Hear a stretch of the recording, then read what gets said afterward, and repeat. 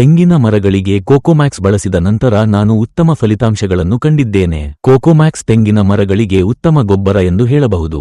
ನಾನು ಮೊದಲು ಪ್ರಯತ್ನಿಸಿದ್ದು ಕೋಕೋಮ್ಯಾಕ್ಸ್. ಮುಂದೆ ನಾವು FL77 ಸ್ಪ್ರೇ ಬಳಸಿ ಬೇರುಗಳ ಬೆಳವಣಿಗೆಗೆ APKS ಆರ್ಗಾನಿಕ್ನ ಅಭಿಮಾನ್ ಮತ್ತು ಉತ್ತಮ ಇಳುವರಿಗಾಗಿ ಆರ್ಬೆಕ್ಸ್ ಅನ್ನು ಬಳಸಿದ್ದೇವೆ. ಈ ಎಲ್ಲಾ ಔಷಧಿಗಳನ್ನು ನಾವು ಬದನೆ ಗಿಡಗಳು, ಗೆಡ್ಡೆ ಗೆಣಸಿನ ಗಿಡಗಳು, ಅರಿಶಿನ ಗಿಡಗಳು ಮತ್ತು ಕಬ್ಬಿಗೆ ನೀಡಿದ್ದೇವೆ. ಈಗ ಇಳುವರಿ ದ್ವಿಗುಣಗೊಂಡಿದೆ. ನಮಸ್ಕಾರ, ನನ್ನ ಹೆಸರು ಸರವಣನ್. ನಾನು ತಮಿಳುನಾಡಿನ ಕರೂರ್ ಜಿಲ್ಲೆಯಲ್ಲಿ ವಾಸಿಸುತ್ತಿದ್ದೇನೆ.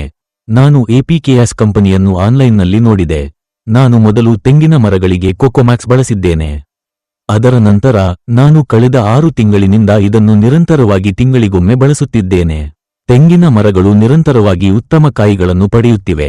ಫಲಿತಾಂಶಗಳನ್ನು ನೋಡಲು ನೀವು ಇದನ್ನು 3 ತಿಂಗಳ ಕಾಲ ನಿರಂತರವಾಗಿ ತಿಂಗಳಿಗೊಮ್ಮೆ ಬಳಸಿದರೆ ತೆಂಗಿನ ಮರದಲ್ಲಿ ಹೊಂಬಾಳೆ, ಎಳನೀರು ಉತ್ಪಾದನೆ ಮತ್ತು ತೆಂಗಿನಕಾಯಿಗಳ ಸಂಖ್ಯೆಯಲ್ಲಿನ ಹೆಚ್ಚಳದಂತಹ ಉತ್ತಮ ಬದಲಾವಣೆಗಳನ್ನು ನೀವು ಸ್ಪಷ್ಟವಾಗಿ ನೋಡಬಹುದು.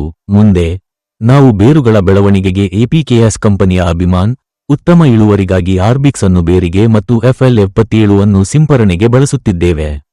ಈ ಎಲ್ಲಾ ಔಷಧಿಗಳನ್ನು ನಾವು ಬದನೆ, ಗೆಡ್ಡೆ ಗೆಣಸು ಗಿಡ, ಅರಿಶಿನ ಗಿಡ, ಕಬ್ಬು ಮುಂತಾದ ಬೆಳೆಗಳಿಗೆ ನೀಡಿದ್ದೇವೆ. ಈಗ ಇಳುವರಿ ದ್ವಿಗುಣಗೊಂಡಿದೆ. ಮೆಣಸಿನಕಾಯಿ ಗಿಡದಲ್ಲೂ ಉತ್ತಮ ಬದಲಾವಣೆ ಕಂಡುಬಂದಿದೆ. ಕೋಕೋಮ್ಯಾಕ್ಸ್ ಬಳಸಿದ ನಂತರ ತೆಂಗಿನ ಮರದಲ್ಲಿ ಉತ್ತಮ ಫಲಿತಾಂಶಗಳನ್ನು ನಾನು ನೇರವಾಗಿ ನೋಡಿದ್ದೇನೆ. ಕೋಕೋಮ್ಯಾಕ್ಸ್ ತೆಂಗಿನ ಮರಕ್ಕೆ ಉತ್ತಮ ಗೊಬ್ಬರ ಎಂದು ನಾವು ಹೇಳಬಹುದು. ಧನ್ಯವಾದಗಳು.